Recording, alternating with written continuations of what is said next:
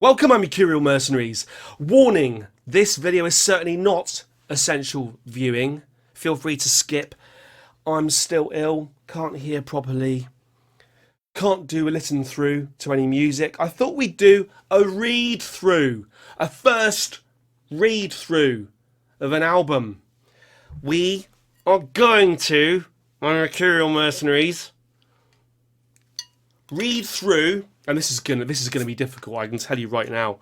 We're gonna read through The Lamb. You can see it in the title. The Lamb Lies Down on Broadway.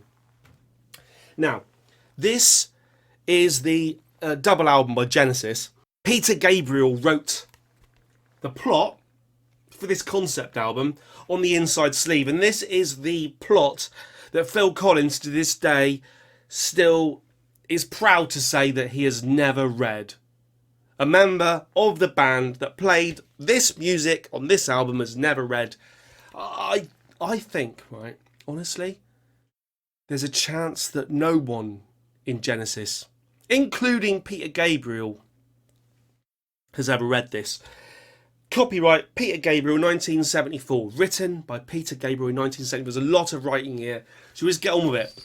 Like I say, this is definitely not essential viewing. Definitely not essential viewing or essential listening. We're going to try and understand this convoluted story. Here we go. Are you sitting comfortably? Then I'll begin.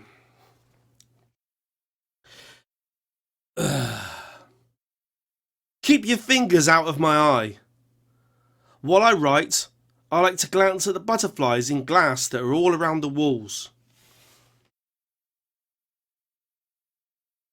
Right. Butterflies in glass. Thinking of like Psycho. Janet Leigh goes into the room. Anthony Perkins. He's got stuffed owls. Let's have a stuffed owl. Would you like to have a stuffed owl? These are butterflies. Have you ever seen the film The Collector, starring Terence Stamp? If you haven't seen it, watch it. It's one of my favourite films. The people in memory are pinned to events I can't recall too well. But I'm putting one down to watch him break up, decompose, and feed another sort of life.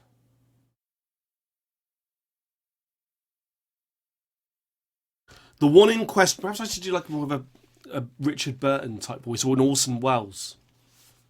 Not a ill Mercurial number 6. Hang on, we can do this. The one in question is all fully biodegradable material and categorized as Rael. Rael hates me. I like Rael. Yes, even ostriches have feelings. But our relationship is something both of us are learning to live with. Rael likes a good time. I like a good rhyme, but you won't see me directly anymore. He hates my being around, so if his story doesn't stand, I might lend a hand, you understand? I.e. the rhyme is planned, dummies. It's gonna be a long video, I think. We're only that much through. The flickering needle jumps into red. New York crawls out of its bed. The weary guests are asked to leave. I'm forgetting to do like the Richard Burton bit. The weary guests are asked to leave the warmth of the all-night theatre, having slept on pictures that others only dream on. The unpaid extras disturb the sleeping Broadway. Walk to the left, don't walk to the right. On Broadway, directions don't look so bright. Auto ghosts keep the pace for the cabman's early mobile race.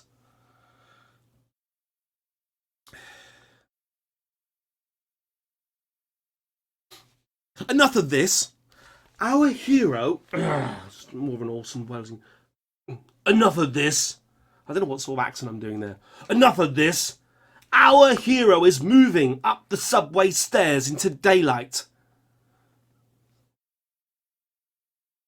Beneath his leather jacket...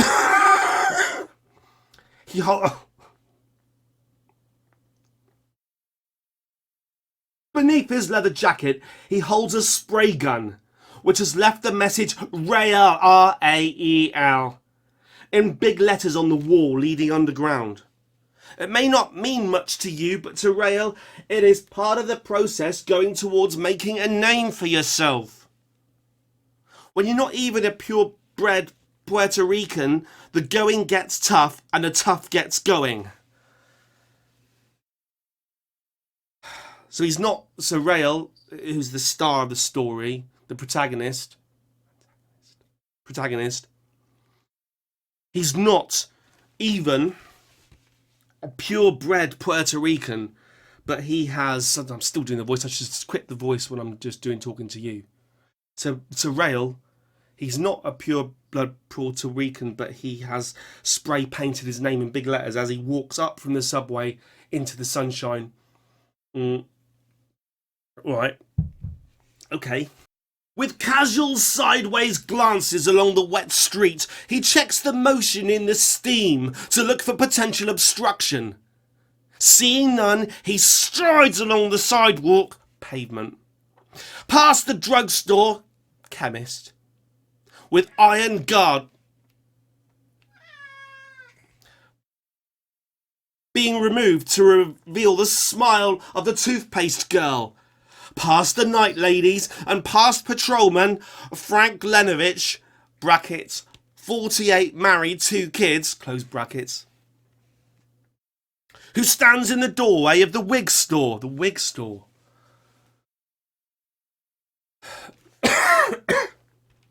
I don't blame Phil Collins. Do you blame Phil Collins? I don't blame Phil Collins for this.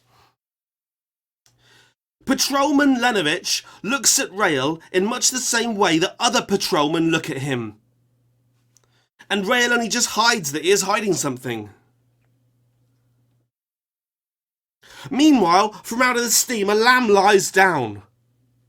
This lamb has nothing whatsoever to do with Rael or any other lamb.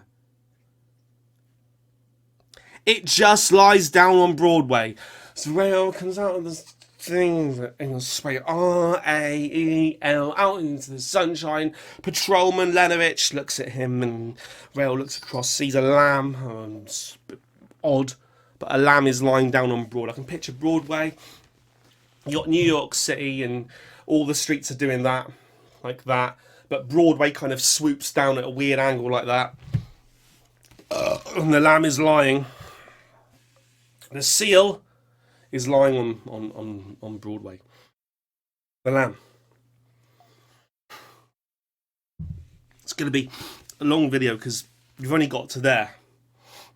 We haven't got there, there. Oh. Right, ready? The sky is overcast.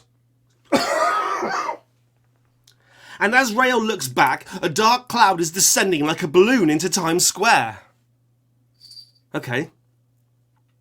A dark cloud is descending like a balloon into Times Square. Okay.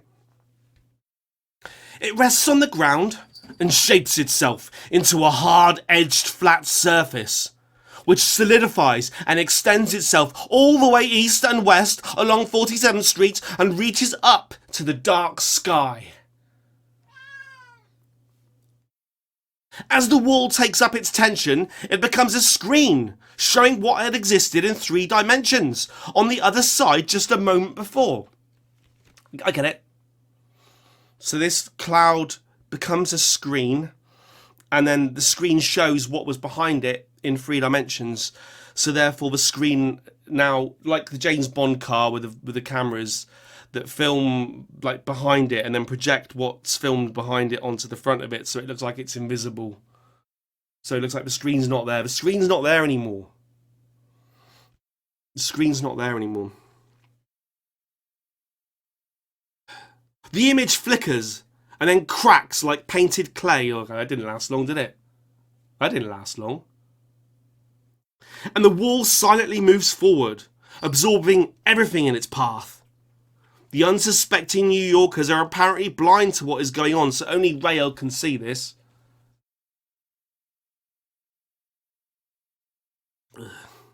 Rael starts to run away towards Columbus Circle. Each time he dares to take a look, the wall has moved another block. At the moment when he thinks he's maintaining his distance from the wall, the wind blows hard. Not sexually. And cold, slowing down his speed. The wind increases, dries the wet street, and picks up the dust off the surface, throwing it into Rael's face. More and more dirt is blown up, and it begins to settle on Rael's skin and clothes, making a solid layered coat that brings him gradually to a terrified stillness. A sitting duck next to a lying lamb. Street, Broadway. And all of this is happening while no one else is noticing. It's all right. Okay, makes perfect sense so far. The moment of impact. What impact?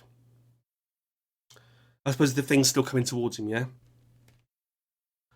The moment of impact bursts through the silence, and in a roar of sound, the final second is prolonged in a world of echoes, as if the concrete and clay of Broadway itself were reliving its memories. The last great march past. Newsman stands limp as a whimper,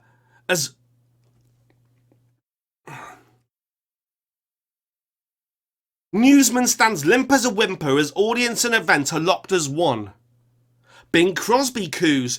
You don't have to feel pain to sing the blues. You don't have to holler. You don't have to feel a thing in your dollar collar. Martin Luther King cries, "Everybody sing," and rings the grand old Liberty Bell, leery, weary of his prison's cell, walks on heaven, talks on hell. JFK gives the okay to shoot us. Sipping Orange Julius and Lemon Brutus, bare-breasted cowboy double decks the triple champion. Who needs Medicare and the 35-cent flat rate fare when Fred Astaire and Ginger Rogers are dancing through the air? From Broadway melody stereotypes, the band returns to Stars and Stripes, bringing a tear to the moonshiner who's been pouring out his spirits from the illegal still. The pawnbroker clearly the noise. The pawnbroker clears the noisy till and clutches his lucky dollar bill, then the blackout.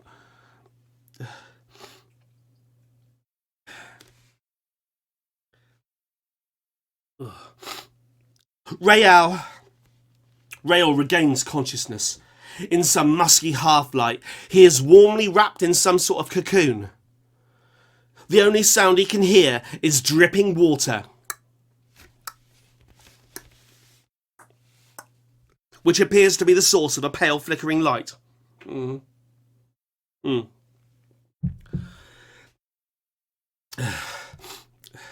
He guesses he must be in some sort of cave, or kooky tomb, or catacomb, or eggshell waiting to drop from the bone of the womb. Whatever it is, he feels serene, very clean, and content as well. Whatever it is, he feels serene, very clean, and content as a well-kept dummy with hot water in his tummy. So why worry what it means? Resigning himself to the unknown, he drifts off into sleep. He wakes in a cold sweat with a strong urge to vomit. There's no sign of the cocoon, and he can see more of the cave about him. There is much more of the glowing water dripping from the roof, and stalactites and stalagmites are forming and decomposing at an incredible rate all around him. As fear and shock register, he assures himself that self-control will provide some security. But this thought is abandoned as the stalactites and stalagmites lock into a fixed position, forming a cage whose bars are moving in towards him. At one moment there is a flash of light, and he sees an infinite network of cages all strung together by a rope-like material. Rope? Perhaps the rope-like material was just rope. I mean, really, Peter, why couldn't you just say rope? Why did you have to make it a rope-like material? I mean, what, semen has many facets. Perhaps it's congealed semen, I don't know. It's alright. We still got a long way to go. We still got a long way to go. Okay. As the rocky bars press in on Rael's body, he sees his brother John outside, looking in. Okay, so Rael, he went onto the streets of Broadway, saw a lamb lying down. The cloud came down, turned into a screen. A screen came towards him. He got caked in clay. Felt like a cocoon. Screen hit him. He's now underground. His cage is formed of stalagmites and stalactites with congealed semen. And his brother, now John, is watching. So he's in a cage. And his brother John is yeah. So the bars press against Rael's body. So he's in a cage. And John's face is motionless, despite screams for help. But in his vacant expression, a tear of blood forms and trickles down his cheek. Then he calmly walks away, leaving Rael to face the pains which are beginning to sweep through his body. However, just as John walks out of sight, the cage dissolves. And Rael is left spinning like a top. He's spinning. It's spinning now as well. I don't know if it's mentioned that before. It's spinning. The cage was spinning, was it? The spinning cage. When all this revolution is over, he sits down on a highly polished floor while his dizziness fades away. It is an empty modern hallway, and the dream doll sales lady sits at the reception desk. Without prompting, she goes into her rap. This is the grand parade of lifeless packaging. Those you are about to see are all in for servicing, except for a small quantity of our new product in the second gallery. It is all the stock required to cover the existing arrangements of the enterprise. Different batches are distributed to area operators, and there are plenty of opportunities for the large investor. They stretch from the costly care conditioned to the most reasonable malnutrition. We find here that everyone's looks become them. Except for the low market malnutritioned, each is provided with a guarantee for a successful birth and trouble-free infancy. There is, however, only a small amount of variable choice potential, not too far from the mean differential. You see, the roof has predetermined the limits of action of any group of packages, but individuals may move off the path if their diversions are counterbalanced by others. Holy shit, Peter Gabriel. Holy shit, man. It's like reviewing the Spinal Tap album. Shit sandwich. It's all good. As he wanders along the line of packages, Rael notices a familiarity.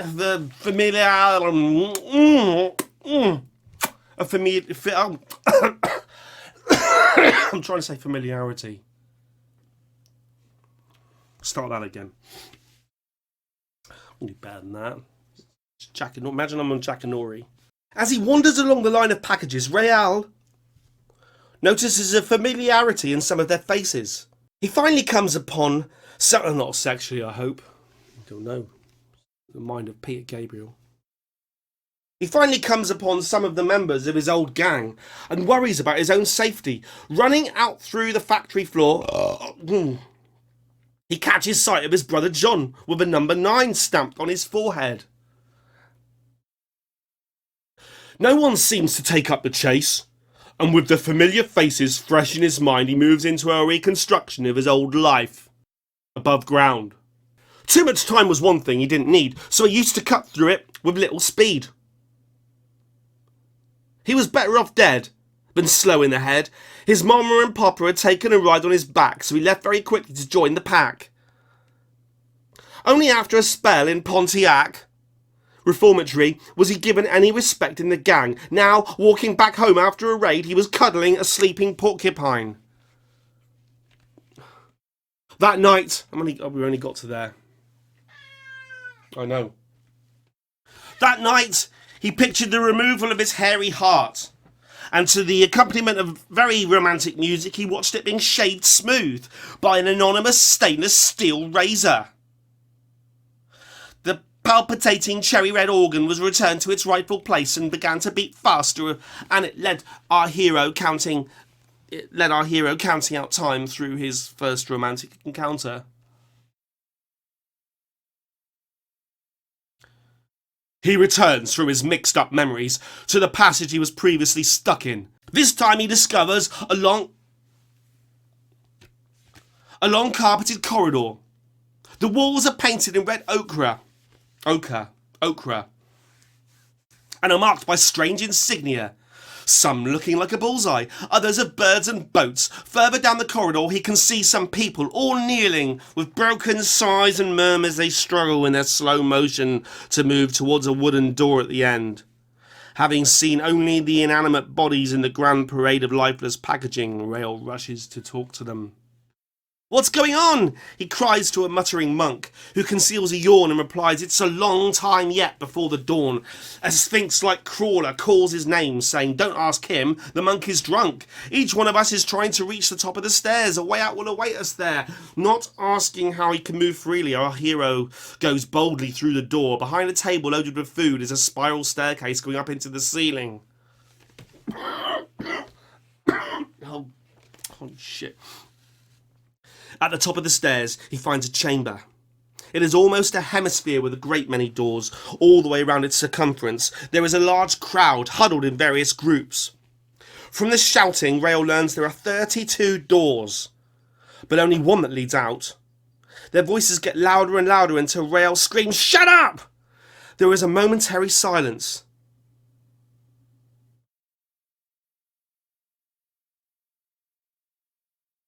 And then Rael finds himself the focus as they direct their advice and commands to their newfound recruit. Bread on trash, fed on ash, the jigsaw master has got to move faster. Rael sees a quiet corner and rushes to it. He stands by a middle-aged woman with a very pale skin who is quietly talking to herself. He discovers she is blind and asking for a guide. "What's the use of a guide if you've got nowhere to go?" asks Rael. "I've got somewhere to go," she replies. "If you take me through the noise, I'll show you. I'm a creature of the caves, and I follow the way the breezes blow."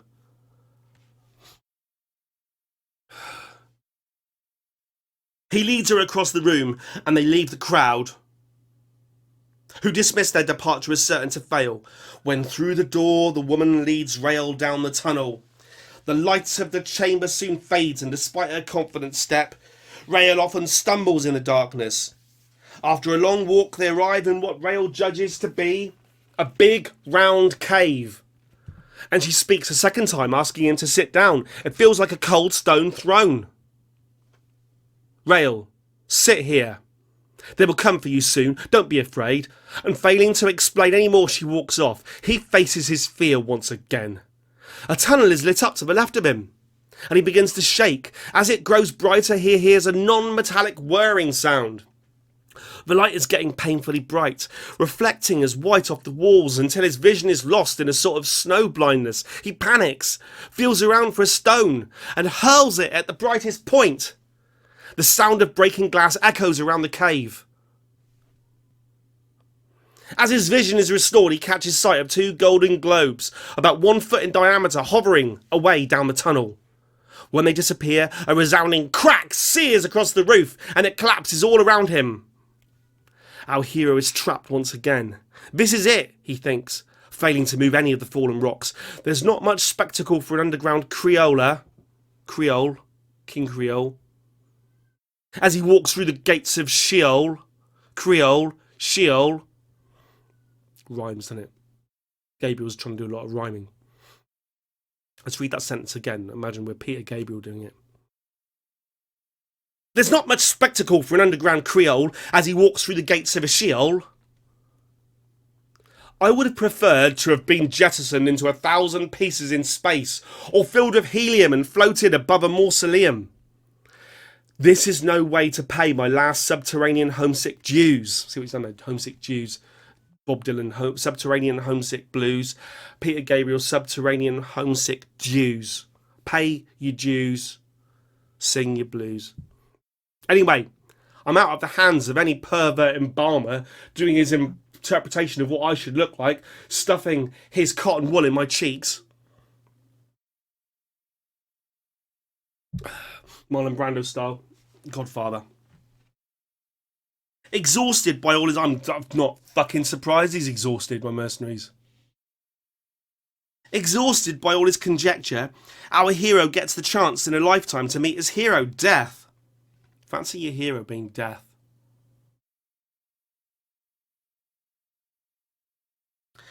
Death is wearing a light disguise. He made the outfit himself. He calls it the supernatural anaesthetist.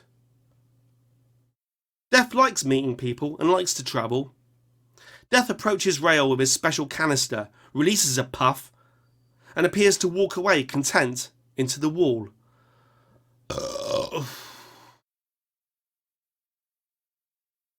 Rael... Holy shit. Rael touches his face to confirm he is still alive. Seriously. No, we're all still here, my mercenaries, unfortunately. He writes Death off as an illusion. Not surprised. I mean, which bits of this are you writing off as an illusion? You writing Death off as an illusion?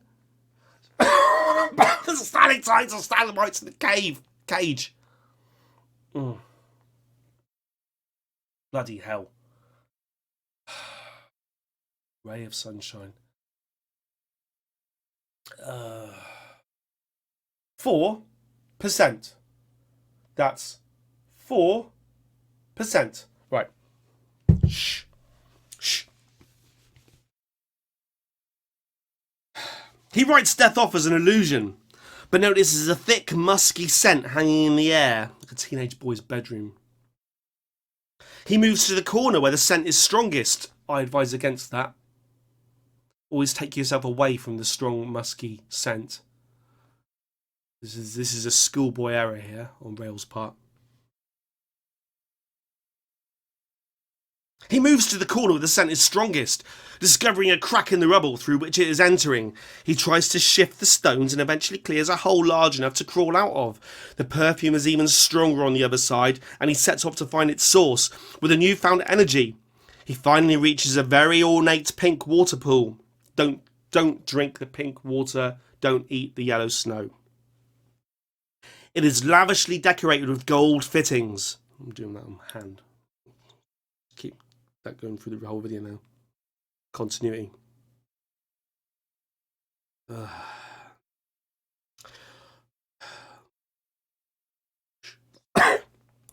walls around the pool are covered with a maroon velvet, better than Maroon 5. Can you imagine going through all this shit and being confronted by Maroon 5?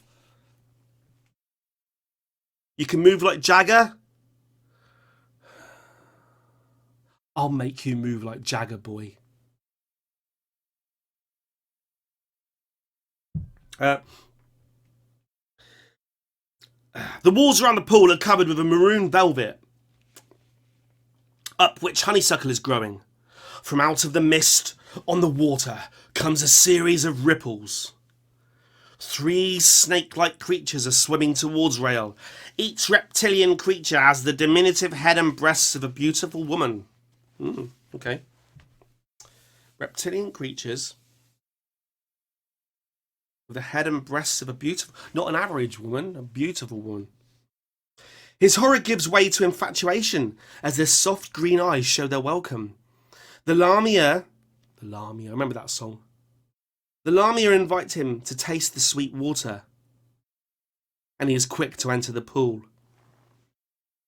As soon as he swallows some liquid, a pale blue luminescence drips off from his skin.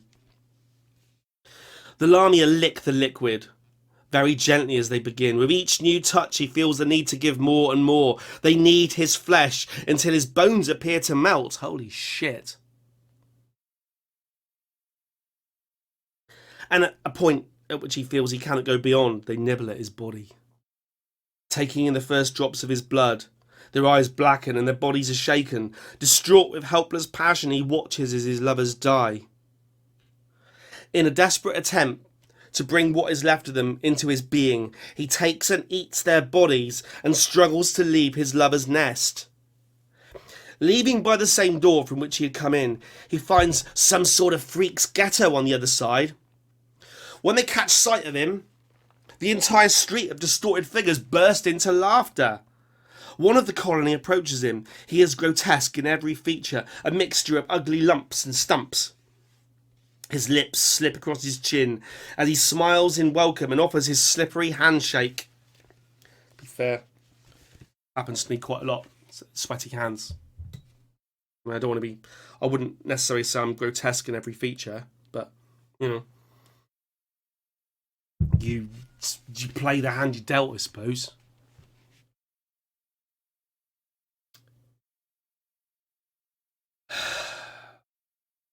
Rael is a little disillusioned when the Slipper Man reveals that the entire colony have one by one been through the same glorious romantic tragedy with the same 3 llamas, who regenerate themselves every time, and that now Rael shares their physical appearance and shadowy fate. Rael has become a testicle monster. Amongst the contorted faces of the Slipper Men, Rael recognises what is left of his brother John. Ah, so John, who was looking through the cage earlier, has already been through all of this. No, he was in the room first. He was already out of the cage, and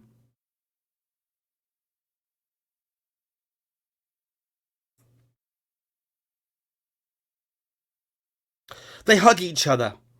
John bitterly explains that the entire life of the Slipper Man is devoted to satisfying the never-ending hunger of the senses, which has been inherited from the llamas. There is only one escape route, a dreaded visit to the notorious Dr. Diaper. Dr. Nappy. Who will remove the source of the problems, or, to put it less politely, castrate. Holy fuck. So the only way out of this is to be castrated. Brilliant. This sounds good to me. Sounds good to me. Oh. They discuss the deceptively named escape for a long time and decide to go together to visit the doctor.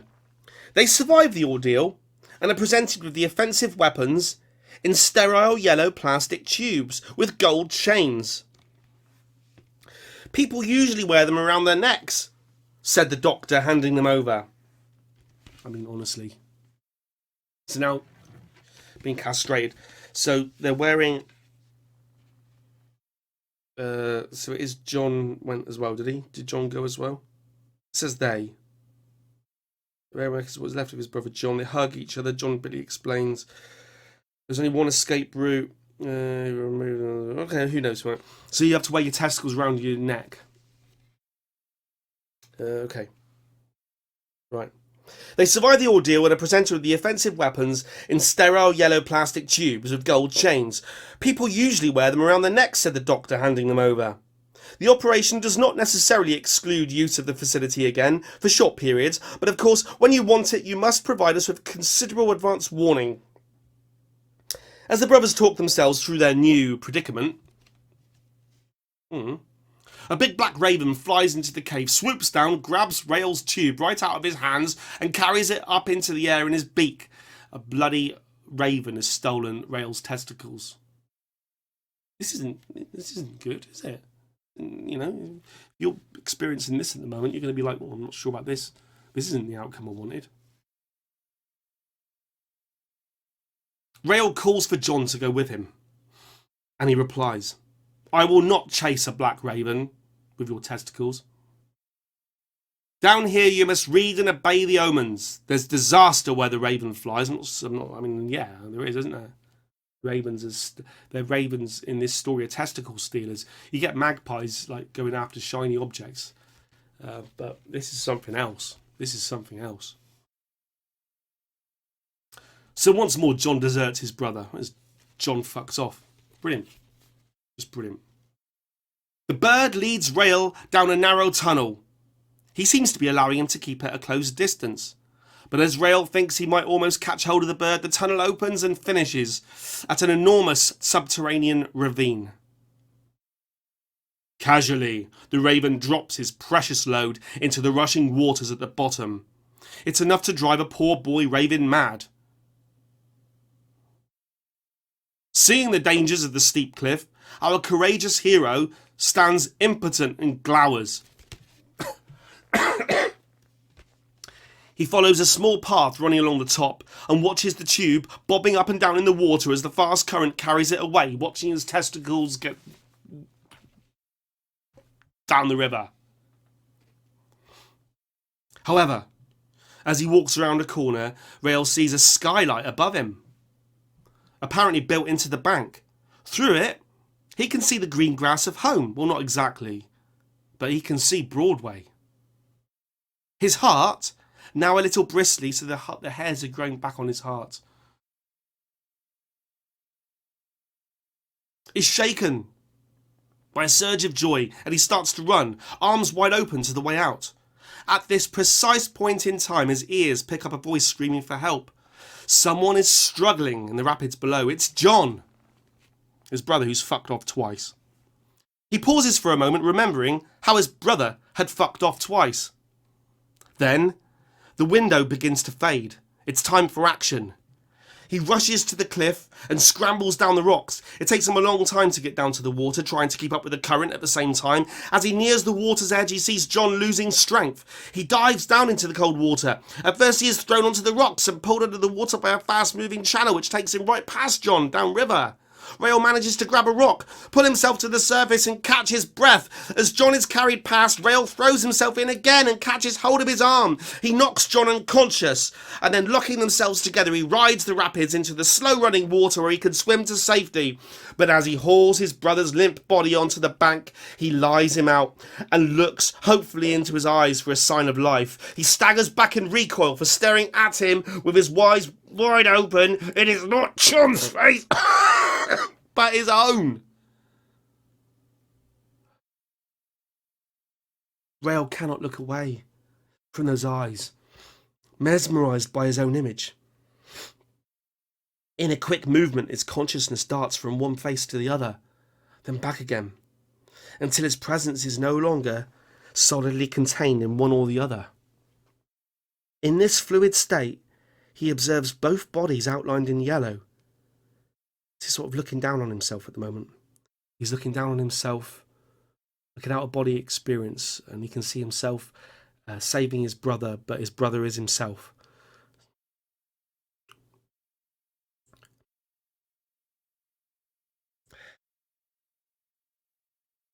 In this fluid state, he observed both bodies outlined in yellow and the surrounding scenery melting into a purple haze.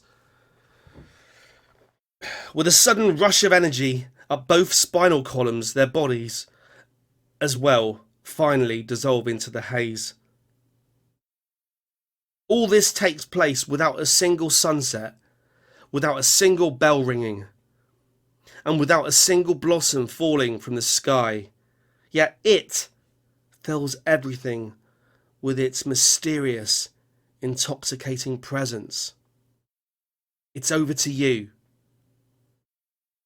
Copyright Peter Gabriel, 1974. There you go, my mercenaries. That is the full story of The Lamb Lies Down on Broadway, which Phil Collins has never read.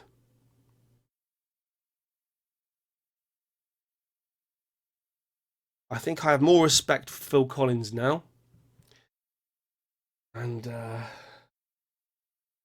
certainly I think he wins the battle of wits in this situation. Peter Gabriel, 1974. Was he okay?